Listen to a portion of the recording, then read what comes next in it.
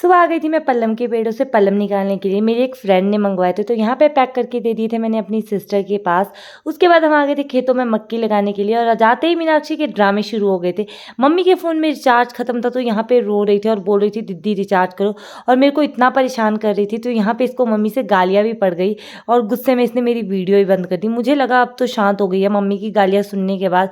थोड़ी देर बाद देखा तो नीचे मेरा ट्राइपॉड लेके मुझे डरा रही थी कि रिचार्ज करो नहीं तो मैं ट्राइपॉड फेंक दूंगी। तो यहाँ पे ट्राइपॉड छुपा के देखो कैसे हंस रही है।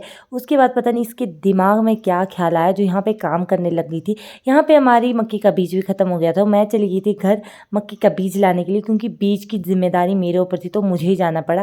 और यहाँ पे देखो इसका काम करने का भूत उतर गया तो यहाँ झूले पे झूलने आ गई थी।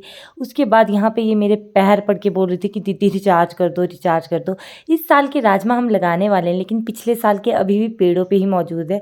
मेरी इन हरकतों को देख के कोई बोल सकता है कि मैं इतनी बड़ी हो गई हूँ? मुझे खुद शर्म आ जाती है।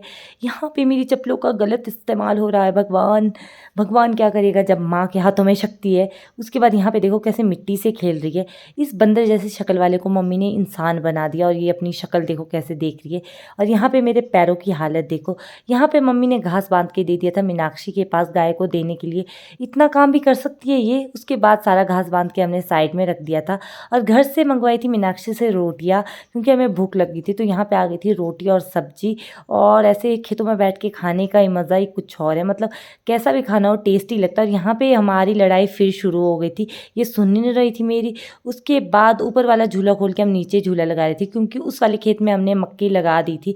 तो यहाँ पे ये वाला झूला भी बन चुका था और यहाँ पे मीनाक्षी बैठ गई थी इसके ऊपर। अब हो गया था घर जाने का टाइम। घर जाने से पहले हमें इन खेतों की मिट्टी बराबर करनी थी और ये लास्ट वाली बागड़ी रह गई थी जिसमें हमें मक्की लगानी थी। उसके बाद हम चल पड़े थे घर वापस। और यहाँ पे देखो मतलब खुशी आज मक्की लगा के बिल्कुल ख़त्म है। और जैसे हम घर पहुँचे थोड़ी देर बाद ही इतनी ज़ोरों की बारिश लग गई ना पूछो ही मत। मतलब ये एकदम ठीक वाली बारिश थी। थोड़ी देर बाद मौसम भी साफ़ हो गया था। और यहाँ पे देखो गित्तू रोने की एक्टिंग करते हुए, रोया नहीं जा रहा है तो आंखें कैसे मीच मीच के रोई जा रही है, जैसे आंखों से ये ज़बरदस्ती आंसू निकाल रही हो। मुझे अभी भी हंसी आ रही है। उसके बाद मेरी नौकरानी लेके आ गई थी मेरे लिए चाय, और इतनी रिस्पेक्ट तो घर में होनी चाहिए। शाम को फिर बारिश लग गई थी और इतनी ज़ोरों की बारिश और हवादार बारिश थी कि यहाँ हमारे बेड तक पानी आ गया था और लाइट भी इस टाइम चली गई थी। और बारिश के बाद देखो कितना खूबसूरत नज़ारा हो गया था आसपास का।